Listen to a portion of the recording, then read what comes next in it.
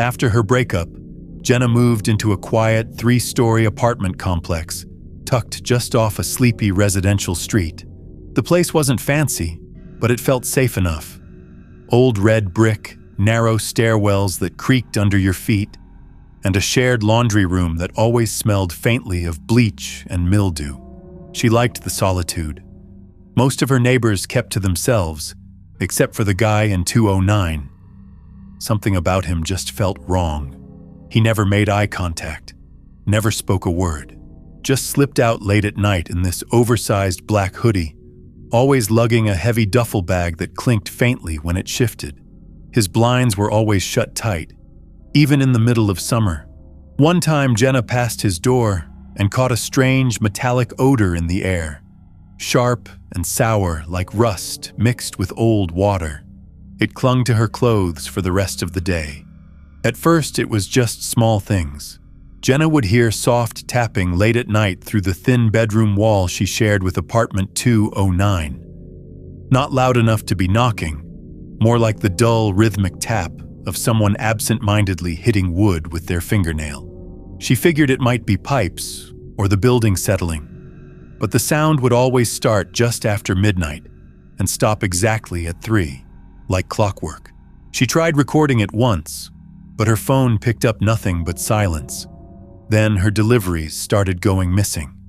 Packages that tracking apps claimed had arrived would vanish from the front step. A week later, a padded envelope she'd written off showed up again, resting neatly on her doormat. It had been opened and clumsily resealed with clear packing tape. Her name was still on the label, but someone had tried to scribble it out with a red pen. Inside, the contents were still there, but it smelled weird, like damp cardboard soaked in cologne and something else she couldn't place, something stale and bitter. One night, she walked past apartment 209 and noticed the door wasn't fully closed. It hung slightly ajar, barely an inch, just enough for her to see a slice of the inside. A small desk sat against the far wall, lit by a single bulb dangling from the ceiling. Stacks of notebooks and empty plastic water bottles cluttered the floor. She heard soft breathing, but no one was visible. The air spilling from inside was warm and carried the same sharp metallic scent she'd smelled before. Jenna mentioned the guy to her landlord, just in passing, saying he seemed a little off. The landlord blinked, hesitated, then nodded like he didn't want to get into it. He said the tenant was on a short-term lease and mostly kept to himself. That was all he offered. Jenna didn't push. Then the fire escape creaked. It was around 2 in the morning when she heard it. Her bedroom window faced the alley behind the building, and the fire escape sat just inches from the glass. She heard the unmistakable groan of weight pressing down on metal. At first, she thought it might be a raccoon or a stray cat, but the steps groaned again, heavier this time, followed by the soft shuffling of shoes against steel. She froze under the covers. The blinds were drawn, but the faint outline of someone passed in front of the window. Slowly, back and forth. The next morning, she found long smudges across the glass, like greasy fingerprints dragged across the pane. One of the screws holding the screen in place had been loosened. Not missing, just barely hanging on. That night, the power went out. Jenna was brushing her teeth when the lights blinked once and then cut completely. The hum of her fridge stopped. The heater went silent. A heavy stillness fell over the apartment like the building itself had taken a breath and refused to let it out. Her phone barely had a charge left, so she used the flashlight as little as possible, lighting just the path from the bathroom to her room. As she passed the living room window, she noticed something strange. The soft orange glow of the neighboring street lamp, the one that always flickered like it was dying, was gone too. Everything outside was pitch black. She slipped into bed fully dressed, too uneasy to sleep, and listened to the silence. But then she heard it, that groaning metal again, faint but getting closer. One slow step at a time. The fire escape was right outside her window, and this time there was no mistaking the weight behind the footsteps. She grabbed her phone and hit record, keeping the light off. Her heart hammering so hard, She thought it might drown out the sound. The steps stopped just outside the glass. She stared at the blinds, barely breathing, when a shadow passed across them. It wasn't quick or casual. It paused directly in front of her window. She could see the faint outline of a shoulder, the curve of a head. It stayed there for at least a minute. Then came the soft, metallic pop of the window screen being lifted. She lunged for her phone and turned on the flashlight just as a hand slipped through the gap at the bottom of the window. Pale skin, long fingers, dirty nails. It froze in the beam like a deer in headlights, then vanished. Jenna screamed and scrambled into the hallway. She ran barefoot to the front door and yanked it open only to stop dead. The man from 209 was standing in the hallway, not outside, not on the fire escape, inside the building, soaking wet. His clothes dripped onto the carpet in slow, rhythmic drops. He looked straight at her and smiled. In one hand, he held the strap of his duffel bag. In the other, a small camera with a red light glowing at the corner.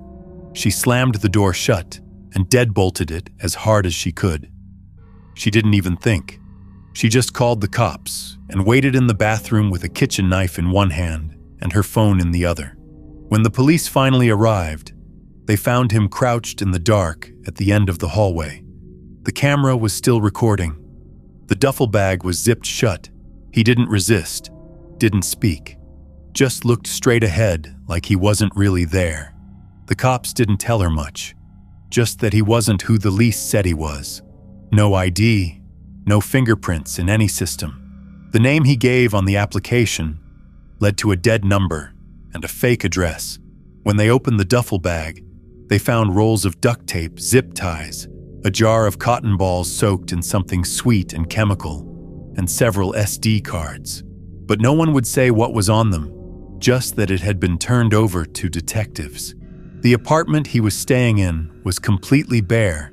No bed, no furniture, just a mattress on the floor and dozens of small holes in the drywall, like tiny peepholes drilled from inside out, all aimed at the surrounding units, at hers.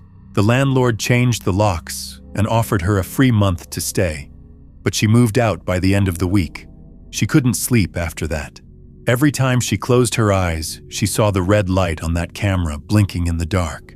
For a while, she kept thinking she heard the soft click of her doorknob being tested around 3 a.m. Always just once, then silence. 2 weeks later, she got a text from a number she didn't know. No words, just a photo of her asleep in bed, taken from inside the room. The file name was dated 4 days after the man had been arrested. No one ever figured out how he got past the locks or why nothing on the cameras showed him entering. The holes in her wall had been there long before she moved in, and the photo she got had been taken from an angle inside her closet.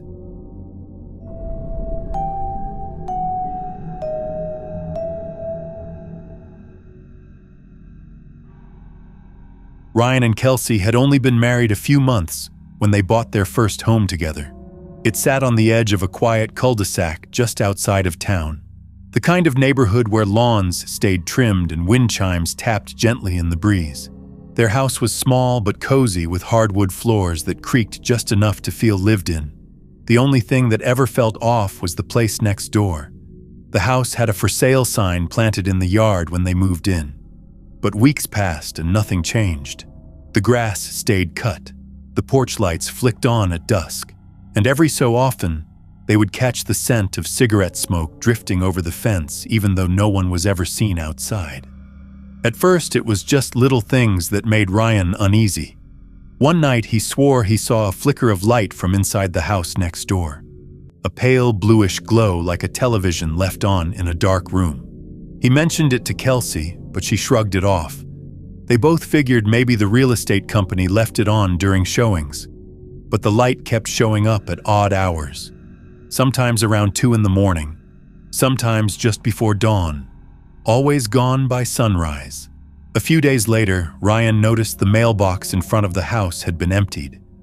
He remembered it clearly because a few yellow flyers had been sticking out for days, then suddenly disappeared. The front door still looked sealed. The curtains never moved. But something was different. The grass was freshly cut again, and the smell of gasoline hung faintly in the air that morning. Someone had been there. Kelsey brushed it all off until she heard the knock. It was around 9 at night, and they were just finishing dinner when it came. A quick single tap on the back door that led to their deck. They froze. No footsteps, no second knock, just silence. Ryan stepped out and looked around. No one. But something had been left on the deck. A ceramic ashtray, clean, empty, nothing written on it. They didn't own one. 2 days later, a man showed up. Middle-aged, with a tidy beard and pale green eyes. He rang the bell in the late afternoon while Kelsey was home alone. She answered, and he introduced himself casually. Said he lived next door. Said he'd just moved in, but hadn't unpacked yet. Claimed the ashtray was his. She gave it back without thinking much of it. When Ryan got home and she told him, he felt a weird pit in his stomach. Something about the guy's timing felt too convenient. That night, they both woke up to the sound of something dragging across their driveway. Slow and heavy, like wood or plastic being scraped along concrete. Ryan looked through the peephole but saw nothing. The next morning, their trash bins had been turned sideways. Not tipped, just placed deliberately like someone had wanted them to notice. Over the next week, they caught glimpses of the man. Never inside the house, always outside, standing still in the yard, smoking. Once they saw him crouched low by the fence, running a hand through the grass like he was searching for something small. When Ryan waved, he didn't wave back, just slowly stood up and walked behind the house without looking up. They tried asking around. The neighbors were friendly, but no one else had seen the man.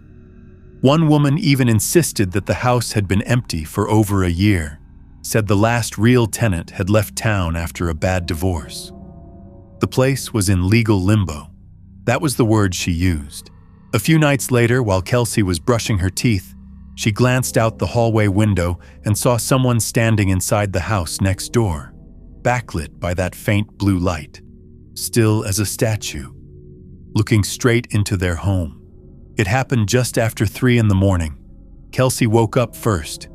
She thought she heard whispering, not loud but sharp and fast, like a voice repeating something again and again. At first she thought it was a dream, but then she realized the sound was coming from downstairs. She nudged Ryan awake and they both sat in the dark listening. The voice stopped. Then came a low thump from the back of the house. Ryan grabbed the bat they kept under the bed and crept toward the kitchen. The floor was cold under his feet and the air smelled different, like stale smoke and damp clothes. As he neared the living room, he saw it. The back door was unlocked, not wide open but cracked just enough for cold air to drift in. The curtain was pushed to the side and the deadbolt hung limp. He turned on the light and froze. The ceramic ashtray was sitting on the kitchen counter. Same one, same shape, but they had returned it weeks ago. Kelsey gasped and pointed toward the hallway. There were footprints, bare, muddy, leading from the door across the tile and up the stairs.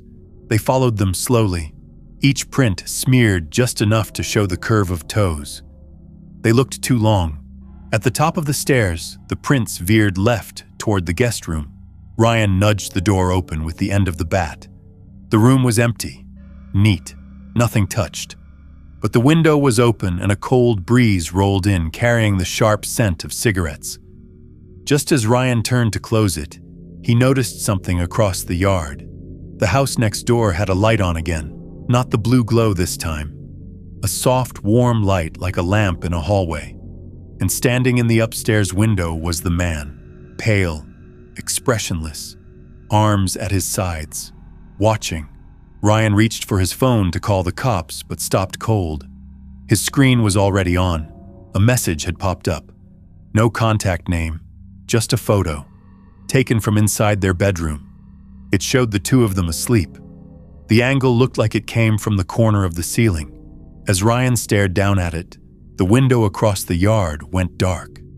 The light clicked off like someone pulling a cord. The man was gone. No movement. No sound, just the wind tapping faintly against the glass. They packed up and left 2 days later. The police came but found no signs of forced entry, no fingerprints, no proof the message had been sent from a real number. The officer suggested maybe it was a prank, or that they had left the door unlocked without realizing it. Kelsey didn't argue. She just nodded and kept her eyes on the floor. Ryan didn't sleep that night. He stayed up watching the window until the sun came up, but nothing moved. The house next door stayed dark. A month passed. They settled into a rental 2 towns over. Different street, new locks, brighter lights. But neither of them slept the same. Kelsey covered every mirror in the bedroom. Ryan bought a small camera and aimed it at the front door every night. The silence felt heavier now, like something was waiting just beyond it. One morning, Kelsey found another ashtray, identical, sitting on their back step. No footprints, no note. Just the faint scent of burnt paper clinging to the rim. Later that week, Ryan got a call from a number with no caller ID.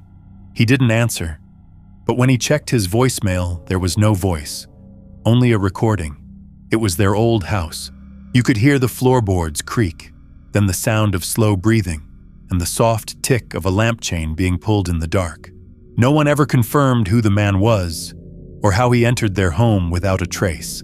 The house next door stayed empty with no record of a new owner, and every few weeks their new porch light flickers just before dawn, then clicks off by itself.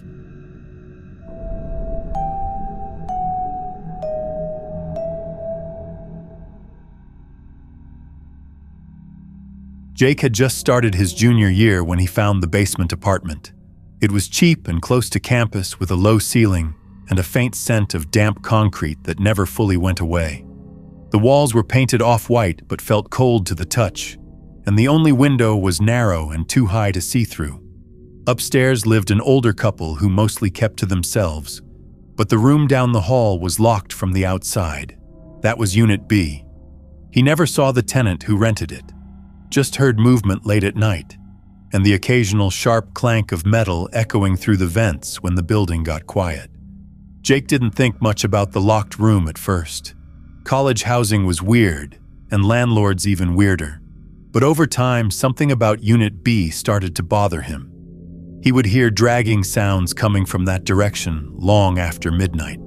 Sometimes it was like furniture being scraped across the floor. Other times it was softer, like fabric rustling over concrete. One night he swore he heard someone breathing just outside his door. Slow, shaky. Then a few clicks like a metal latch being tested. He started noticing new details. Black scuff marks on the floor leading from Unit B to the laundry room. A single red string poking out from beneath the door one morning, then gone the next. The old couple upstairs never mentioned the tenant. When he asked the landlord casually, she smiled too quickly and said he kept to himself, said he was an artist. Jake started paying attention. The door to Unit B never opened, not once. Not for food deliveries, not for mail, nothing. But once while taking out the trash, he noticed the small window in the back alley was open, just a crack. Inside he saw what looked like shelves lined with glass jars. The light inside was dim and yellow and flickering like from an old lamp.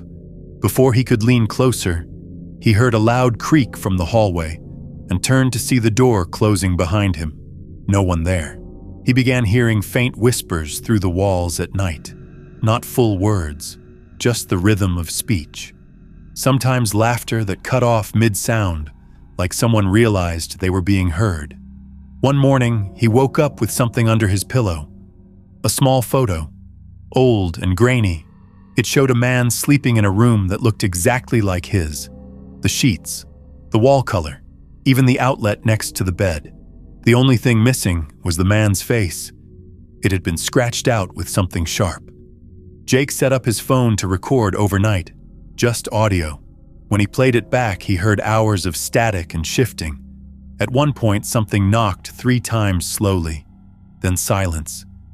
Then a whisper so close to the mic, it made his skin crawl. He couldn't make out the words, but he could hear breathing behind them. The next time he passed Unit B, he noticed a strange smell, sour and sweet at the same time. like spoiled fruit mixed with bleach. The door handle looked slightly greasy, not wet but smudged like it had been held for too long. That night, he double-checked his locks and left the hallway light on, just in case. At 3 a.m., he woke to the sound of a soft scrape, something sliding under his door. He turned on the light and found a strip of Polaroid photos. Each one showed his room, his bed, his desk, all empty, except the last one. In it, he was asleep, and something stood beside him in the shadows. A figure with its face turned away and one hand resting gently on the edge of the mattress. Jake couldn't sleep after that last set of photos. He sat upright in bed with every light on. His heart kept jumping at the smallest sounds. A creak from the floor above, a faucet dripping in the bathroom. But what finally pushed him over the edge was the knock. 3 soft taps. Not at the door this time, but from inside the wall, right behind the headboard. 3 knocks, then silence, then another 3, closer this time. He grabbed his phone and the bat he kept by the door and stepped into the hallway. The air out there felt colder than usual, almost damp.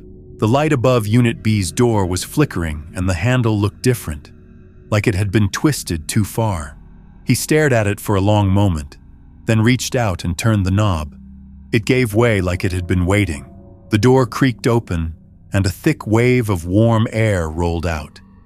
It smelled like rotting wood and plastic melting under heat. Inside the room was dark except for a small lamp in the corner, casting a weak yellow glow. The floor was bare concrete, no carpet, no furniture, just scattered tools, duct tape, a bucket with dark stains, and the walls were covered in Polaroids. Hundreds of them, rows of faces staring back. Some were sleeping, some mid-blink. Most looked terrified. All of them in that same apartment, his apartment. Some photos were dated, others not. Some had names scribbled on the backs, and some were crossed out entirely. He stepped farther in and heard the soft crunch of glass under his shoe. A broken lens lay on the floor beside a worn-out camera. Then he saw it. In the far corner of the room sat a small hatch, a square wooden door in the floor with rusted metal hinges and a leather strap for a handle. It was slightly open. Jake's breath caught as he crouched closer. From the crack came a sound so quiet it barely registered. Breathing, not fast, just steady, wet and deep like someone asleep beneath the floor. Suddenly the light snapped off, not flickered, just died. The air shifted and something moved behind him. He spun and caught a glimpse of a figure slipping out through the open door into the hallway. He ran after it, but the hallway was empty. The front entrance was wide open, and the chain lock dangled uselessly. His phone buzzed. One new notification, a photo. It showed the back of his own head as he crouched over the hatch, taken from just a few feet behind. After the man was taken away, Jenna tried to return to normal. The landlord cleaned out 209 and replaced the door. Maintenance patched the wall they had drilled through for evidence and painted over the old stains on the carpet. But nothing really felt fixed. Not the way her chest tightened every time she heard footsteps in the hall. Not the way her skin crawled when the wind tapped her bedroom window late at night. A detective called her a week later, said they couldn't identify the man, said the name on the lease belonged to someone who had died 2 years earlier in another state. They never explained how he passed the background check or why the apartment had records of rent being paid in cash months before she moved in. The camera he carried was empty, no memory card, just a blinking red light when they found him. But a week after she changed her number and moved to a new place, her old email lit up with a notification, a shared folder. No message, just a link. Inside were dozens of photos. Every one of them showed her sleeping. Different angles, different nights. In some, she was alone in bed. In others, she wasn't. The landlord claimed Unit B had been empty for years, with no key ever issued, no record of a lease, no prior tenant, and yet someone had been inside. someone who knew Jake's routine, someone who watched him long enough to be in every photo but never once be seen.